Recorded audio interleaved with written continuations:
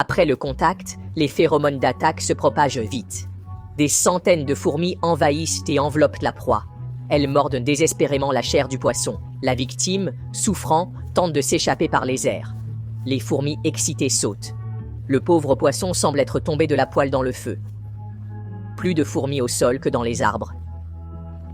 Il est vite à nouveau entouré. À l'agonie, le poisson utilise sa dernière défense. Il sécrète une substance toxique très collante, comme du ciment blanc. Les pinces des fourmis, une fois plantées, ne peuvent se retirer. D'autres tentent d'aider, mais restent coincées aussi. Comme une souris sur une planche collante, plus elles luttent, plus elles sont piégées. Alors que le poisson allait s'échapper, un événement surprenant se produit. Des fourmis apportent de la boue sur le poisson. La viscosité est neutralisée quand la boue se dissout.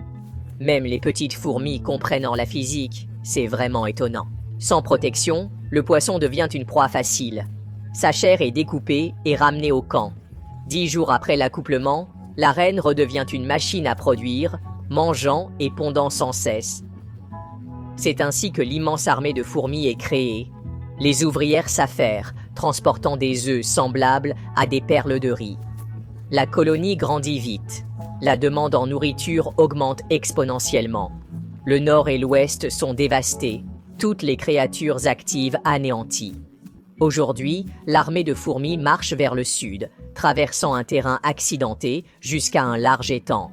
Elles avancent ensemble, unies, construisant un pont solide vers l'autre rive. Malheureusement, peu de proies ici. L'armée de fourmis rentre bredouille. En chemin, elles trouvent un crabe robuste. En quelques secondes, il est encerclé. Les fourmis tentent d'ouvrir sa carapace dure, mais échouent. Ils changent de tactique et cherchant les faiblesses du crabe.